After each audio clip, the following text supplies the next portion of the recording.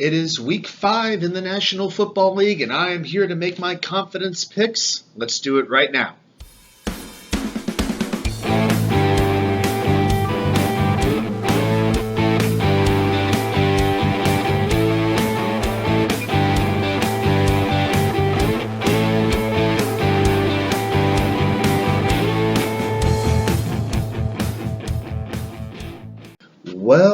Well, welcome back to New York Sports WickerMedia. I am Wa2K99. Thank you for taking the time to watch this video. So every Thursday, we rate every game in the NFL. We pick winners. We don't pick against the spread. We're going to pick the outright winner. And then we rate it 16 through 1 for the 16-game schedule. And we try to get the most points that we possibly can for that week. So let's look back at week 4. And I had a nice little comeback.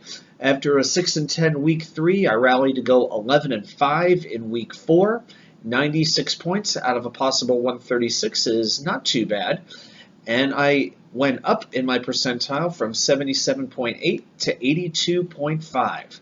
So I want to have another big week. I want to get back into the 90s again. So let's get started with week 5 in the NFL.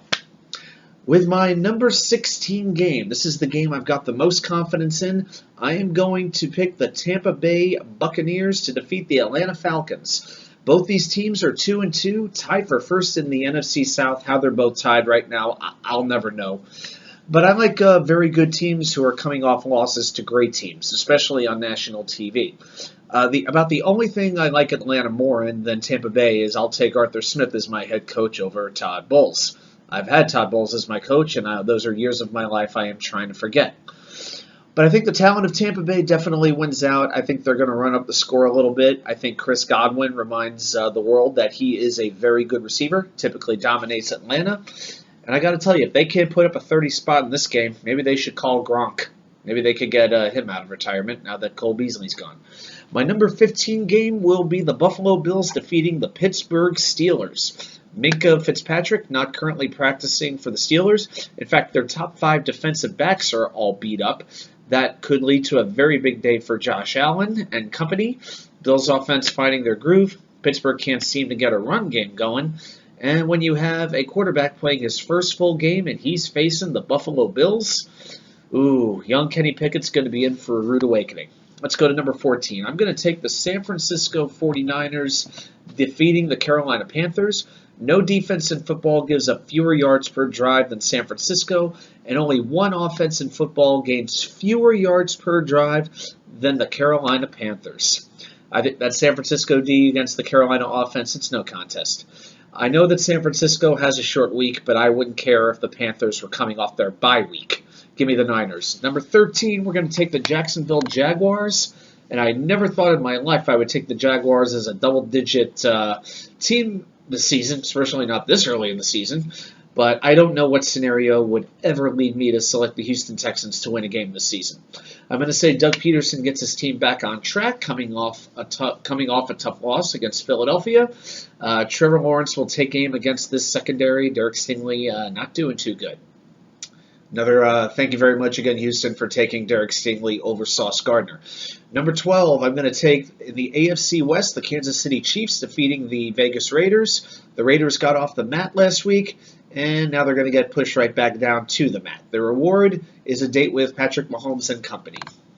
I like the Chiefs. Number 11, I'm going to go to London. The Green Bay Packers against the New York Giants. Now, Daniel Jones should play quarterback for the Giants with his bum ankle, but then again, so will Aaron Rodgers. Packers have not had a pretty game really this year, but I think they're only getting better as the kids figure it out and the year goes on.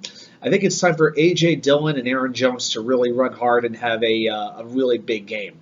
And the Giants, look at them. They're short a bunch of wide receivers. They're short several linebackers, and they don't really have a healthy quarterback. They had to work out Jake Fromm this week, for heaven's sakes. Their charmed existence ends this week. Number 10, let's take the Tennessee Titans over Washington.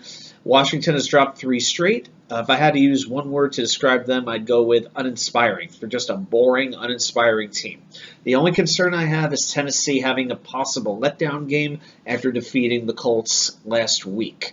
So I'm pretty sure it'll be the Titans, but if you want to go with an upset special that nobody's talking about, You can make a case for Washington, but I'm not going there. Number 9, we go to the single digits. I'm taking Minnesota over Chicago. I think the Minnesota pass rush swarms Justin Fields, who, by the way, is a bad quarterback even when he has time to throw the football. Number 8, Eagles over Cardinals. I hope Philly is not looking ahead to their showdown against the Cowboys next week. But the Cardinals, to me, are an immature team that beats themselves with mistakes. The Eagles take advantage. I'm going to say it stays within one score, but Philly stays unbeaten. Number 7, we're going to go to the Thursday night game, the Denver Broncos against the Indianapolis Colts. I'm taking the Broncos. With the Colts losing Jonathan Taylor for this game, I don't think they're going to overcome it. And it's time for a pretty big Russell Wilson game, especially with Javonte Williams out. Plus, Denver is home on a short week. That's a whole lot for any road team to overcome, especially one struggling like Indianapolis. All right, now we get to some games that are a little tougher to call. Number 6, I'm going to pick the Cincinnati Bengals to lose to the Baltimore Ravens. A little curve there.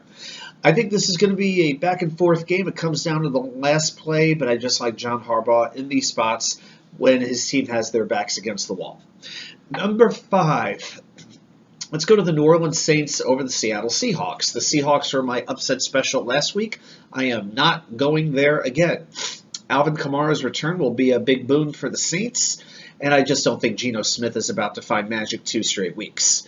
You have a banged-up Rashad Penny. He had an enormous game last week against the Lions, and this is a great spot, I think, for the Saints to lift their level of defensive play. I say they do in a game that's going to be on the low-scoring side. Okay, let's go to number 4. You're wondering when I was going to get to it, weren't you? I know you were. Of course. I'm picking the Jets. Picking the Jets, baby. I'm going Jets over Dolphins. I will be making my bold prediction video with a whole lot more coming up later about that particular game. But I'm going to say with Xavier Howard very likely out and Byron Jones out, Zach Wilson will have some big strikes on the outside. I think Elijah Moore and Garrett Wilson will both have big games. And on the defensive side, when you take away the mobility of Tua, and you've got Quinnen Williams going against Liam Eichenberg at left guard, an offensive lineman who last year allowed the second most pressures of any offensive lineman in the NFL. Quinnen Williams, I think, has 2 sacks. Jets are going to eat this one up. I think they win by 10 points, maybe 11. Number 3, okay, Cowboys over the Rams, I'm going to say. Watching the Rams on Monday, that offensive line really, really alarmed me.